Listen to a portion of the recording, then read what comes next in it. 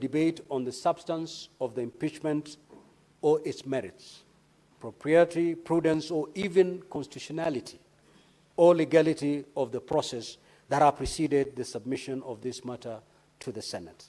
It is therefore not permissible to deviate to any issues other than that motion before the Senate. In the meantime, and during the pendency of this impeachment process in the Senate, I wish to caution honorable senators to refrain from publicly commenting on the merits or demerits of the impeachment motion before the Senate. Doing so would amount to anticipation of debate, which is an infringement of Standing Order 99 of the Senate Standing Orders. Accordingly, it shall be out of order, within the meaning of Standing Order 122, for any senator to make comments, whether written or spoken, relating to the conduct of the governor or the impeachment process outside the confines of the impeachment proceedings, as such comments may prejudice the fair and just outcome of this process. Honorable senators, during this 13th Parliament, the Senate has dealt with 8 impeachment proceedings, 2 of which were considered by the special committees and 6 by the Senate sitting and plenary, including one involving a deputy president. Notably, this will be the second time the Senate will be considering proceedings against the said governor. It is important that we draw on the best practices established in previous proceedings as we deliberate on this particular matter. The Senate will be sitting as a quasi-judicial body and will conduct investigations into the alleged violation of the Constitution and the law, and thereafter make its determination on the matter. Let me remind you that the impeachment hearing is not just a procedural formality, but a critical process that plays a crucial role in upholding the principles of democracy and good governance. This hearing is one of the Senate's most vital oversight functions and key responsibilities. I conclude by urging all honorable senators to exercise the highest level of responsibility on this particular matter. I thank you. Next order, clerk. Order number 4, petitions. Order number 5, papers. Order number 6, notices of motion. Senate Majority Leader. Mr. Speaker, sir, I rise to give notice of the following motion, which is the alteration of the Senate calendar for the 4th session, that notwithstanding the resolution of the Senate made on the 19th of February 2025, which is the approval of the Senate calendar pursuant to Standing Order number 32-4, the Senate resolves to extend the recess so as to resume regular sittings for Part 4 of the 4th session, Part 5 rather, sorry, of the 4th session on Tuesday, the 23rd of September 2025, and that the Senate calendar regular sessions for the 4th session 2025 be altered accordingly. Can I do the other motion, Speaker? Yes, proceed to give notice to that motion. This is notice of the second motion, Mr. Speaker, which is the establishment of a special committee to investigate the proposed removal from office by impeachment of Honorable Eric Mutai, the Governor of Kericho County. That whereas pursuant to Article 181 of the Constitution and Section 33 of the County Governments Act, on Friday the 15th of August 2025, the County Assembly of Kericho County approved a motion for the removal from office by impeachment of Honorable Eric Mutai, Governor for Kericho County. Order, honorable senators. Kindly hear the Majority Leader in silence. Proceed, Majority Leader. And further, whereas by letter reference KCA SP/3 Volume 139, dated Friday 15th August 2025, received in the office of the Speaker of the Senate on Monday 18th 2025, the Speaker of the County Assembly of Kericho informed the Speaker of the Senate of the approval of the motion by the County Assembly and further forwarded to the Speaker of the Senate documents in evidence of the proceedings of the Assembly. And whereas pursuant to Section 33(3)(b) of the County Governments Act and Standing Order number 81(b)(1) of the Senate by resolution may appoint a special committee comprising 11 of its members to investigate the matter. Now, therefore, pursuant to Section 33(3)(b) of the County Governments Act and our own Standing Order number 81B1, the Senate resolves to proceed on this matter by way of the establishment of a special committee to investigate the proposed removal from office by impeachment of Honorable Eric Mutai. Next order. Order number 7, questions and statements. Order number 8, motion, alteration of the Senate calendar for the 4th session. Majority Leader. Mr. Speaker, I rise to move this motion. I beg to move the motion that notwithstanding the resolution of the Senate made on the 19th of February 2025, which is the approval of the Senate calendar pursuant to Standing Order number 32(4), the Senate resolves to extend recess so as to resume regular sittings of Part 5 of the 4th session on Tuesday, the 23rd of September 2025, and that the Senate calendar regular sessions for the 4th session 2025 be altered accordingly. Mr. Speaker, as you are aware, we are supposed to be on recess until the 7th of September. But given rise, because of the special matter that is before us as a House, recess has been interrupted, Mr. Speaker. We are here today, and depending on how the House chooses to treat the next motion which we shall be moving, Mr. Speaker, we are likely to be seated again next week to consider that particular matter. Having done that, Mr. Speaker, then it passes by way of common logic that the work which committee is intended to carry out in these 2 weeks will actually be greatly interfered with. Many people interpret, Mr. Speaker, that recess is a time to rest only, but recess is a time for work as well. There are committees that had scheduled public participations, bills that they wanted to consider, people wanted to visit with their constituents, Mr. Speaker. Therefore, in light of the fact that there has been a 2-week interruption, that is this week and next week, because you never know, Mr. Speaker, we have actually provided for the 3 days in the request that we made to you, because it has happened previously where, in consideration of impeachment hearings, Mr. Speaker, we have sat up to as late as 3 a.m. and therefore, just out of the abundance of caution, Mr. Speaker, we normally request for 3 days. That being the case, Mr. Speaker, it means that the whole of next week again, this House will be sitting. And therefore, we sat at SPC this morning, deliberated, and felt that in the greater interest of the institution and the work that was to be carried out by members in these 2 weeks of recess, to further extend our recess by a further 2 weeks. And therefore, that is the basis of this motion. It's a fairly straightforward request, Mr. Speaker, which I want to ask the Leader of Minority, Senator Matzayo, to second, and then we can proceed with the other business. I thank you. I second.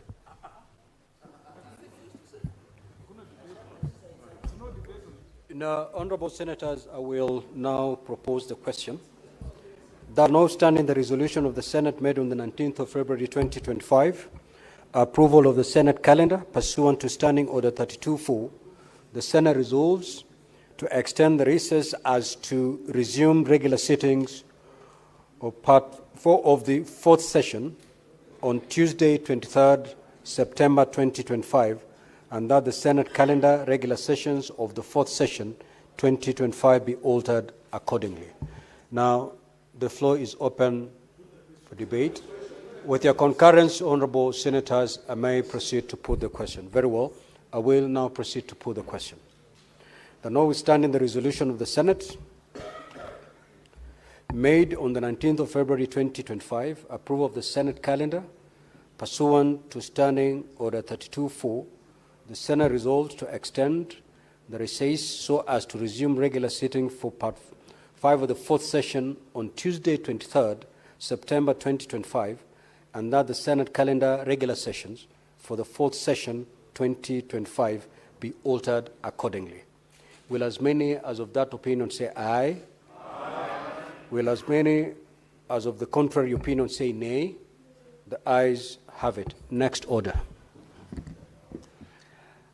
Order number 9, motion, establishment of a special committee to investigate the proposed removal from office by impeachment of Honorable Eric Mutai, Governor of Kericho County.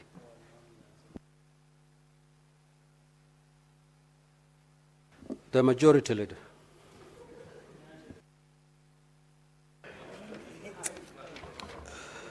Mr. Speaker, I rise to move the following motion, which is the establishment of a special committee to investigate the proposed removal from office by impeachment of Honorable Eric Mutai, the Governor of Kericho County, that whereas pursuant to Article 181 of the Constitution and Section 33 of the County Governments Act, on Friday, the 15th of August 2025, the County Assembly of Kericho approved a motion for the removal from office by impeachment of Honorable Eric Mutai, Governor of Kericho County.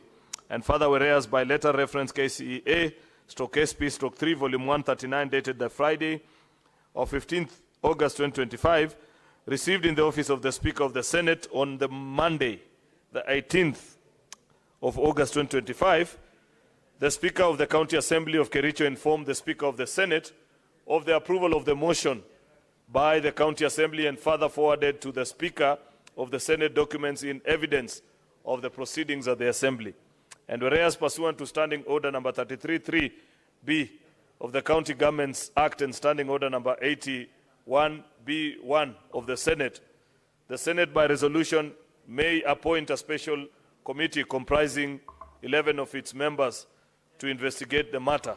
Now, therefore, pursuant to Section 33.3b of the County Governments Act and Standing Order number 81b1, the Senate resolves to proceed on this matter by way of establishment of a special committee to investigate the proposed removal from office by impeachment of Honorable Eric Mutai, Governor of Kericho County. Mr. Speaker, this is another procedure that members are now accustomed to, that every time we have an impeachment hearing, the House must make a decision whether to investigate by way of special select committee or by the plenary the matter that is before us. Mr. Speaker, I can already hear what people are saying, much as I'm not supposed to, including my good friend Senator Boni Alwale, who's asking me that in compliance with the conflicts of interest bill that is now on law to declare my interest in this matter. Mr. Speaker, I have no peculiar interest in this matter other than justice for the people of Kericho. Nothing else. Mr. Speaker, that is not a subject of debate at this point. And the majority whip, Mr. Speaker, should know that at this point, what we are discussing is whether to investigate this matter by way of committee or by plenary, Mr. Speaker. And we have pursued both ways in the past with almost near equal results. If you look at the statistics, if I'm not wrong, Mr. Speaker, this must be the 17th or 18th impeachment that you're considering. And almost all, Mr. Speaker, have been considered almost in equal number, some by way of special committee, and nearly an equal number also, Mr. Speaker, by plenary. And both routes have returned the two possible verdicts, which is either to confirm the charges, Mr. Speaker, or fail to confirm the charges in equal measure as well, Mr. Speaker. The point, Mr. Speaker, is that there is no process or route, Mr. Speaker, that is flawed. It is the members to determine which route they want to consider a particular matter. Therefore, Mr. Speaker, reading the mood of the House, because I've been in this House long enough, and I know when people are listening, and I know when they are not, Mr. Speaker. Mr. Speaker, I beg to move and request the Leader of Minority, Senator Justice Retired Stewart Mazayo, to second this motion. I thank you, Mr. Speaker.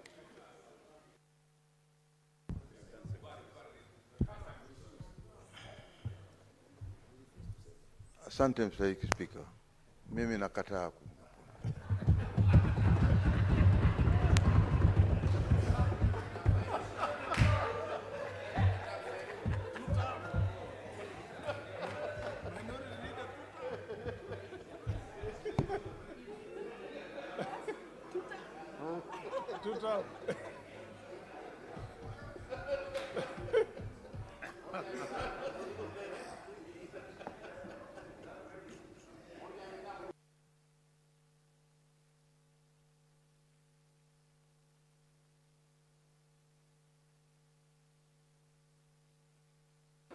Order, order, honorable senators. Order.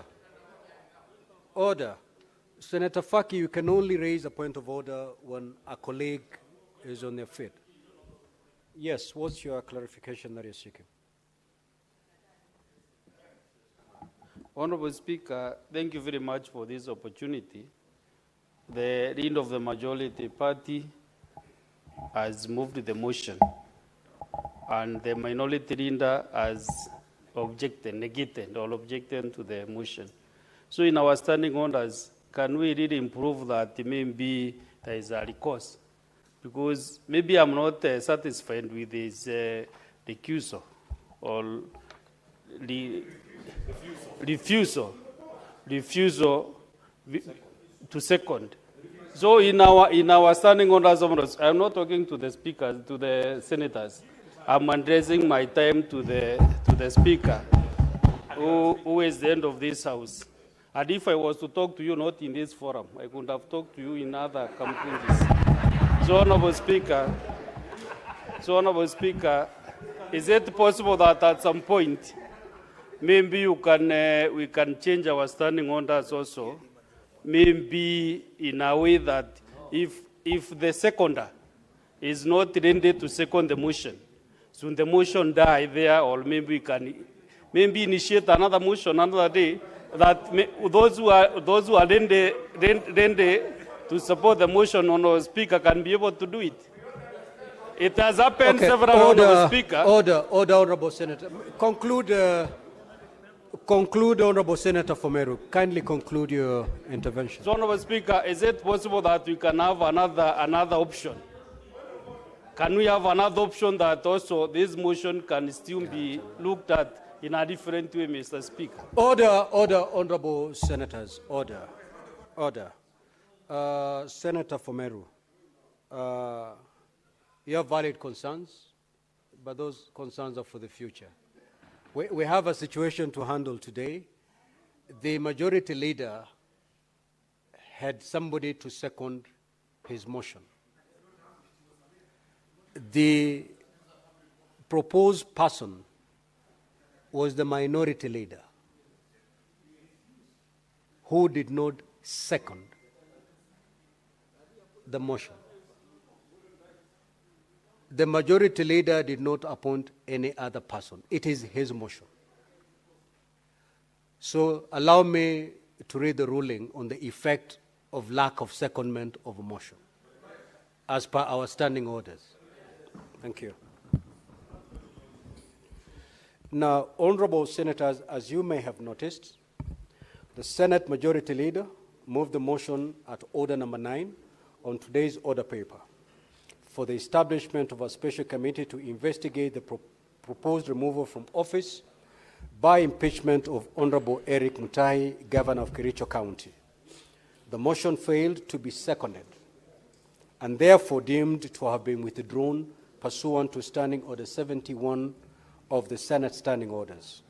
Now, honorable senators, as I communicated earlier by way of message, on the resolution of the Kericho County Assembly made on the 15th of August 2025 for the removal from office by impeachment of Honorable Eric Mutai, Governor of Kericho County, Section 33(3)A of the County Governments Act and Standing Order 81B of the Senate provide that the Senate may, by resolution, appoint a special committee comprising 11 of its members to investigate the matter or investigate the matter in plenary.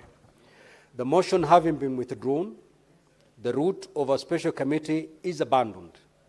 The Senate will proceed to investigate the proposed removal from office by impeachment of Honorable Eric Mutai, Governor of Kericho County, in plenary pursuant to Section 33A of the County Governments Act and Standing Order 81B2.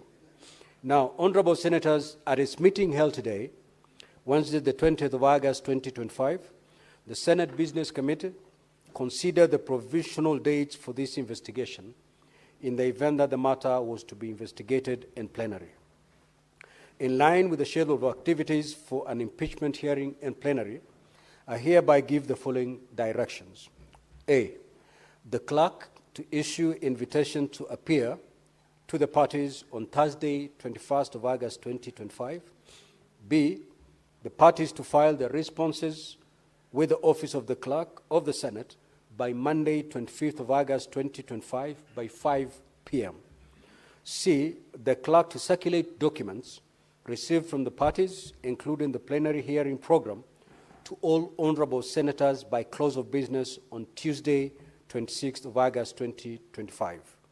And lastly, the Senate shall then investigate the matter in plenary on Wednesday, 27th of August 2025, Thursday, 28th of August 2025, and Friday, 29th of August 2025.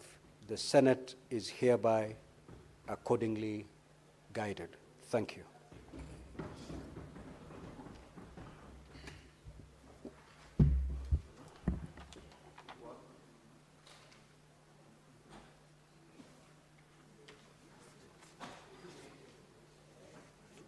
Let me read.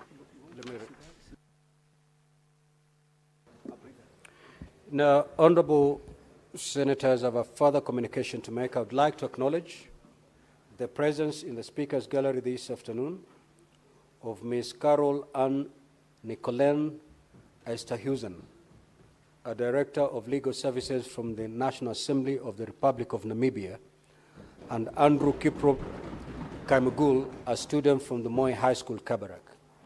They are in the Senate for benchmarking and study visit, respectively. Now, honorable senators, in our usual tradition of receiving and welcoming visitors to Parliament, I extend a warm welcome to them, and on behalf of the Senate and on my own behalf, wish them a fruitful visit. I will call upon Senator Boni to extend a word of welcome, and also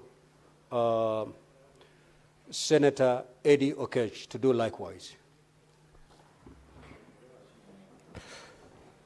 Mr. Speaker, thank you for the honor. We all know the great history of Namibia and the people of Namibia. It is therefore my pleasure, Mr. Speaker, to welcome the young lady, and I hope that she's going to be able to meet her expectations here in Kenya. Welcome, and thank you, Mr. Speaker.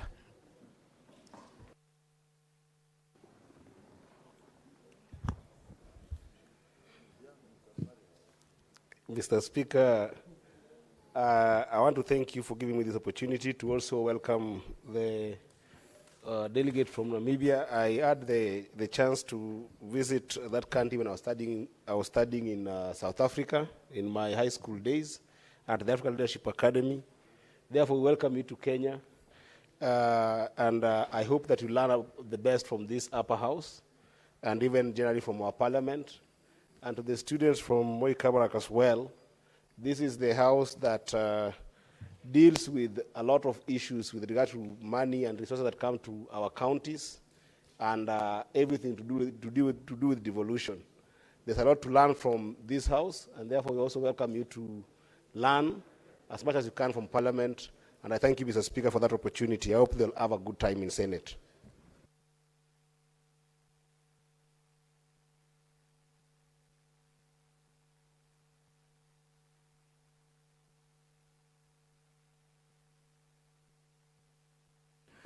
Now, honorable senators, I have another communication to make.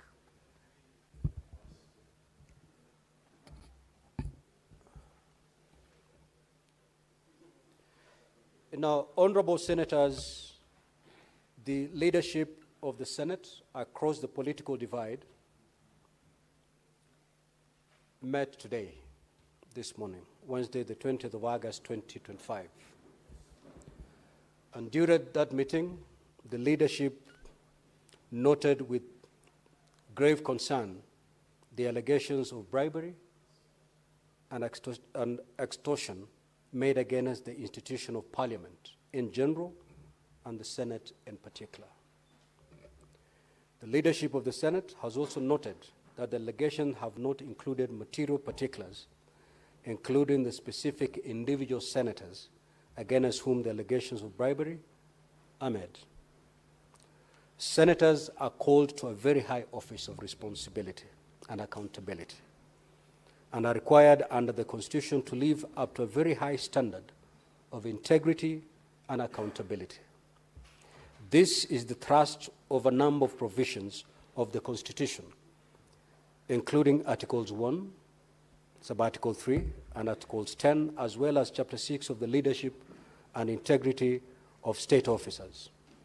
Senators take and subscribe to an oath of office to obey, respect, uphold, preserve, protect, and defend the Constitution.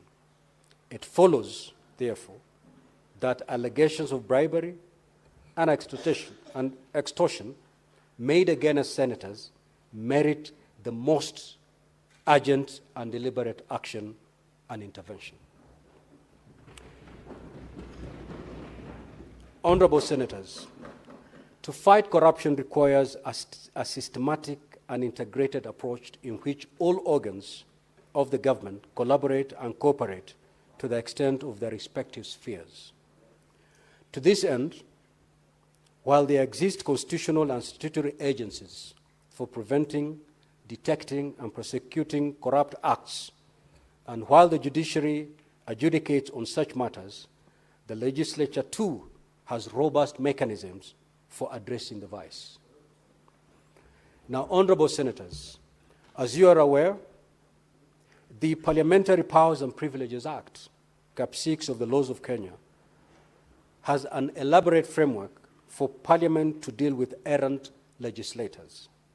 Section 15, subsection 5 of this Act mandates the Committee of Powers and Privileges, which is chaired by the Speaker, either of its own motion or as a result of a complaint made by any person, to inquire into the conduct of a member whose conduct is alleged to constitute breach of privilege in terms of Section 16 within 14 days of receipt of that particular complaint, and to make recommendations to the House for its appropriate action. Part of the conduct that is prohibited under this Act includes improper influence of members of Parliament, fraud, intimidation, offer or promise of any inducement or benefit of any kind of a member in the performance of the member's functions. It is prohibited for members to solicit, receive, or accept any fee, compensation, gift, reward, favor, or benefit of any kind for undertaking or for going to undertake their functions. Honorable Senators, for the Senate to invoke this framework, it is most helpful that the information available to the executive and other organs and agencies or other persons is shared with the Senate. As the Speaker of the Senate, I have not received any complaint or information relating to bribery or extortion or any other corrupt practice against a senator from a member of the executive, ministries, department, or agencies of government, a governor, or other county government agencies. If I do receive such complaint, I am obligated and I will take the necessary stern action without delay. Now, honorable senators, concerns have also been expressed about the manner in which Senate has prosecuted its mandate relating to the impeachment hearings for the proposed removal of state officers. The conduct of the Senate in matters impeachment is a matter of public record. It does not show any consistent pattern of acquittal or confirmation of impeachment charges.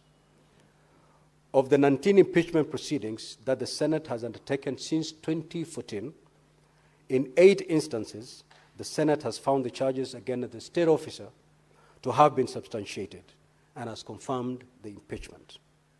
While in 9 instances, the Senate has found the charges not to be substantiated and has not confirmed the impeachment against the state officers.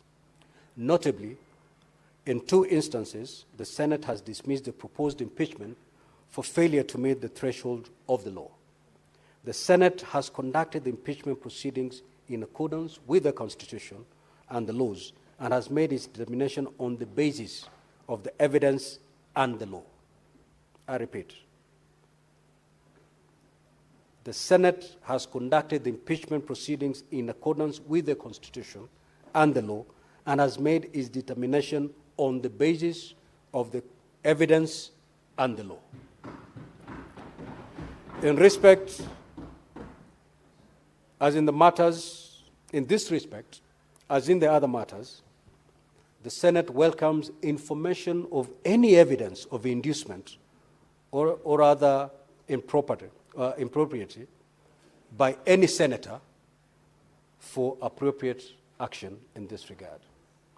Honorable Senators, in the course of the last 1 week, statements have been made questioning the constitutional mandate of the Senate to oversight a particular category of state officers, namely county governors. It has been contended that the oversight role of the Senate should be limited to the national government and that oversight over county governors is a preserve of county assemblies. Article 96 of the Constitution sets out as part of the role of the Senate to represent the counties and to protect the interests of counties and their governments. Article 96, Subarticle 3, is explicit that the Senate determines the allocation of the national revenue among counties as provided for in Article 217 of the Constitution and exercises oversight over national revenue allocated to county governments. I repeat that one. Article 96.3 is explicit that the Senate determines the allocation of the national revenue among counties as provided for in Article 217 of the Constitution and exercises oversight over national revenue allocated to the county governments. That is the Constitution. Furthermore, Article 125 of the Constitution decrees that either House of Parliament and any of its committees has power to summon any person to appear before it for the purpose of giving evidence or providing information. This is exactly what the Senate has been doing and will continue doing. Apart from the clear provision of the Constitution on the matter, the superior courts have made a number of decisions addressing the questions of jurisdiction of the Senate to summon and exercise oversight county governors and other county government officials, and the demarcation of the oversight function between the Senate and the county assemblies. In the High Court petition number 334 of 2016, Kialo Kamina versus Senate and others, the court held as follows on the question of oversight responsibility of the Senate. And I quote, "The Senate and the county governments are to work together to ensure that the purpose of devolution is achieved. The two bodies cannot work separately, and since the county government receives funds from the national level, they cannot check themselves. Accountability has to come from a body not within the county level, thus the Senate." These are the words of the courts. The Supreme Court in petition number 24 of 2019 between the Senate and the Council of Governors and others, while also considering the issue of the mandate of the Senate, the court stated as follows, and I quote, "The purpose of the Constitution is to entrench good governance, the rule of law, accountability, transparency, and prudent management of public finances at both levels of government. Such grand purpose cannot be served if either the Senate or county assemblies begin to develop centers of oversight influence. In this regard, the county assemblies provide the first tier of oversight, while the Senate provides the second and final tier of oversight. These is a pronouncement by the court. In the end, the Supreme Court held that in the performance of its oversight role over county revenue, the Senate has powers to summon county governors to answer any question or provide and requisite information. On this matter of the oversight jurisdiction of the Senate, therefore, the Senate cannot yield or concede. Unless the Constitution is amended, the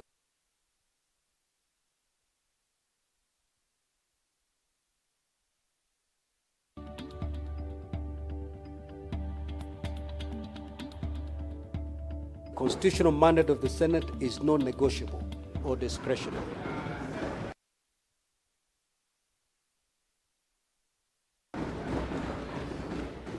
It is a solemn trust it vested on the Senate, while the Senate will continue to discharge faithfully and without fear or favor. Now, honorable senators, let me conclude by making an impassioned plea to the executive, other agencies of government, county governments, and other persons that it is incumbent on all of us to protect the institution of the legislature, which is the cornerstone of democracy. Holding the legislature to account and requiring the highest standards of integrity is laudable, but it needs to be followed by collaborative action with the legislature itself, by favoring the appropriate officers of the legislative arm with information available to the executive and to other agencies so that the legislature can invoke mechanisms at its disposal to take swift and stern action against errant members. The executive, as well as other agencies and all persons, should also support the Senate in its oversight role in defense of the devolved system of government, which our people so painstakingly weaved together for themselves in order to address the disparities and inequalities and other injustices of previous centralized constitutional order. I thank you, honorable senators.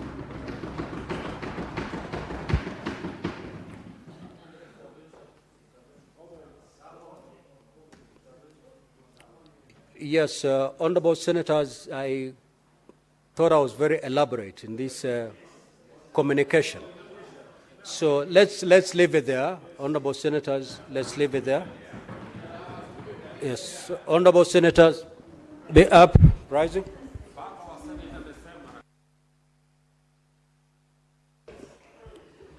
Now, honorable senators, there being no other business on the order paper, the Senate stands adjourned until Wednesday, 27th of August, 2025 at 9:30 a.m.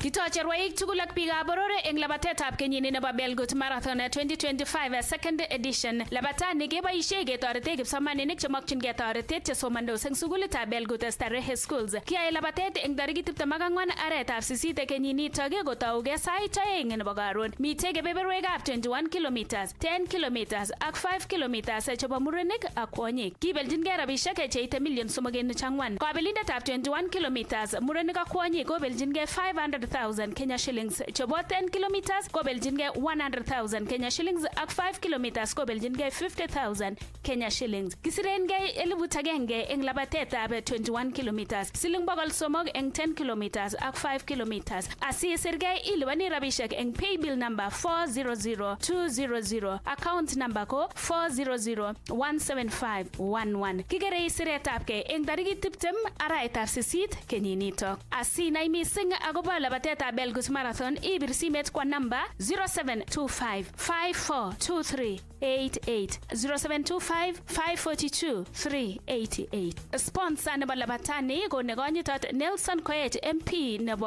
Belgut constituency.